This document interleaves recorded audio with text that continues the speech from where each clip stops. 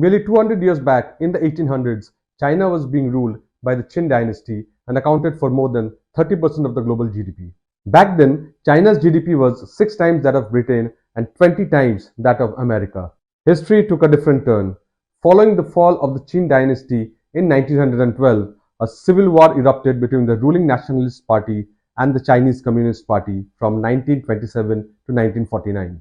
This was followed by the war with Japan from 1937 to 1945 as a part of World War II. Finally, in 1949, the Communists gained control of mainland China and established the People's Republic of China under the leadership of Mao Zedong. GDP of China and India in 1950 was only around $30 billion. In 2022, GDP of China was around $18 trillion and it is the second largest economy of the world after US, India being the fifth largest. The journey of China from super rich to a poor nation in 1950 to again being the second largest economy of the world in a short span of 40 years has grabbed the attention of everyone around the world. Hi friends, this is Shayantan from Think Tank. In this video, let us try to understand the Chinese economic miracle. The CCP's major priorities after taking power in 1949 were restoring national economic order. Inspired by the erstwhile USSR, Mao took the socialist approach to developing the economy, which focused on state ownership of business and distributing the gains among the people. By 1952, China's state-owned enterprises accounted for more than 40% of industrial production. Having restored a viable economic base, Mao Zedong in 1958 initiated the Great Leap Forward campaign, aiming to transform China from an agrarian nation into an industrialized one. Mao's first step was to forcefully seize land from wealthy landlords and distribute it among the poor peasants. These peasants were organized into communities to promote collective farming and discourage individual cultivation. By 1958, private land ownership was completely eliminated and all households were made to join state-operated communes. The community system had severe consequences as villages lost the freedom of their land and the ability to use their land for sustenance, trade, or loans.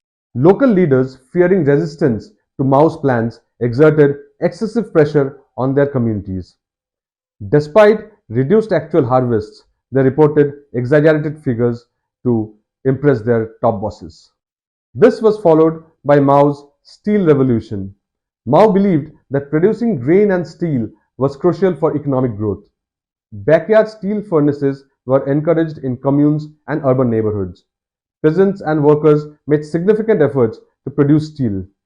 The peasants didn't have any technical knowledge and the output produced was of poor quality and little economic value. Mao also invested heavily in large state enterprises, creating millions of state workers. All these resulted in dire consequences, including widespread starvation and one of history's largest famines known as the Great Chinese Famine between 1959 to 1961. In May 1966, Mao launched the Cultural Revolution to regain his popularity against the urban business and trade classes, accusing them of trying to restore capitalism. He called on young people to rebel and started calling them Red Guards, and ordered them to identify and punish anyone who was against the government, specifically against the principles of Mao Zedong. It is estimated that more than 2 million people lost their lives during this time.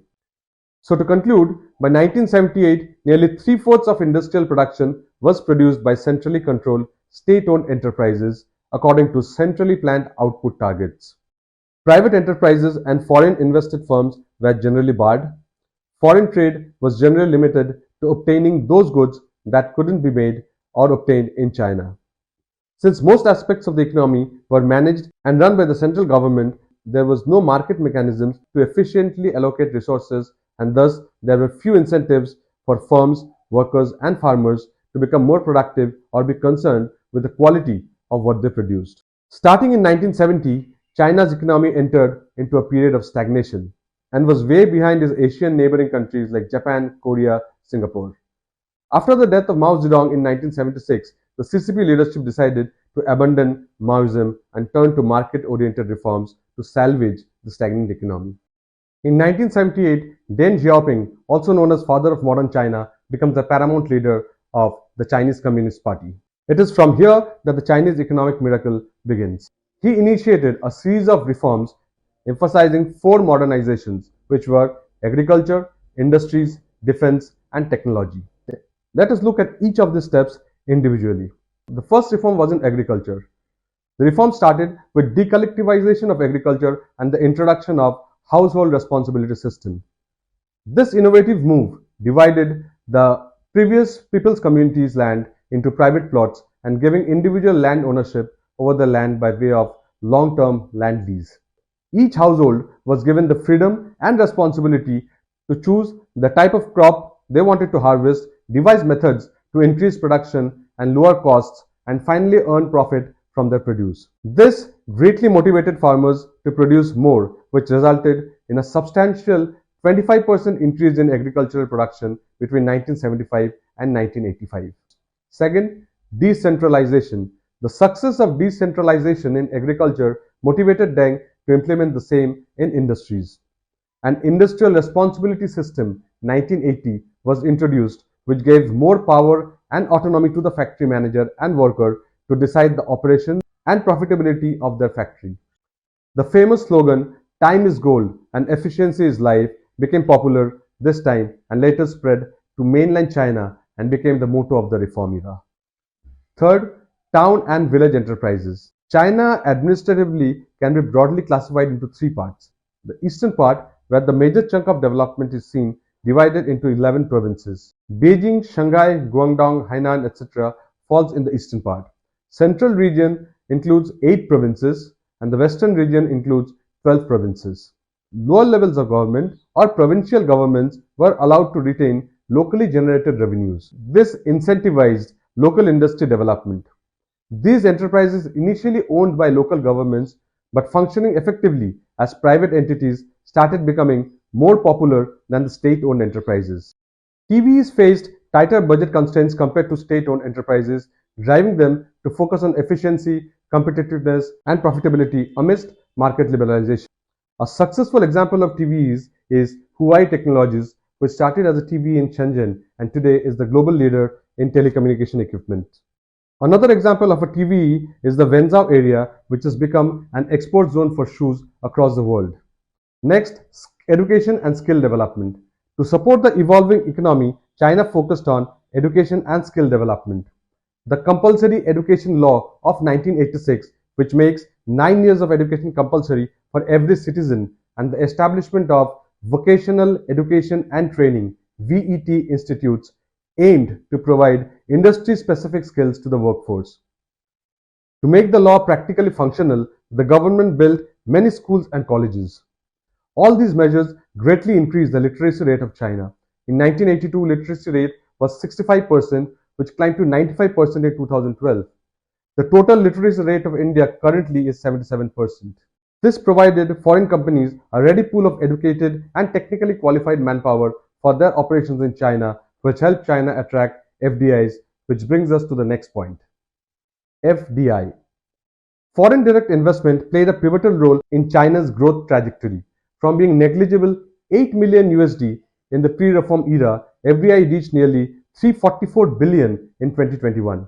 This foreign investment not only built factories and created large number of jobs, but also created a dynamic export sector. But most importantly, it helped in transfer of technology. Companies like Apple, Dell, Intel, Walmart, etc. helped the Chinese employees understand that technology and working, which paved the way for creation of multinational Chinese companies. In India, Chinese multinational BBK Electronics, which owns brands like Vivo, Oppo, Realme, and OnePlus, has become major players of the segment. Next, development of SEZs. With the announcement of the Open Door policy in 1978, Deng started establishing special economic zones, which provided a conducive environment for foreign businesses free from bureaucratic constraints. These SEZs became engines of economic growth, attracting foreign investment as well as domestic enterprises. It is important to understand that the Chinese SEZs did not get formed in a closed enclave, but in what would become open megacities.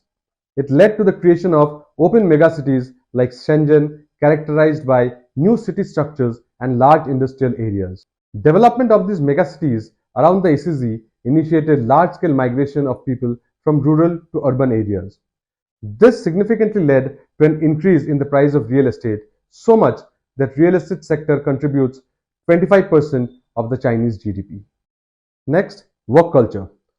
Amid its rapid growth, China's work culture evolved as well. The 996 work culture, symbolizing a workday from 9 a.m. to 9 p.m. for 6 days a week, became prevalent, especially in the tech industry. This dedication to productivity exemplifies China's commitment to sustaining its economic momentum.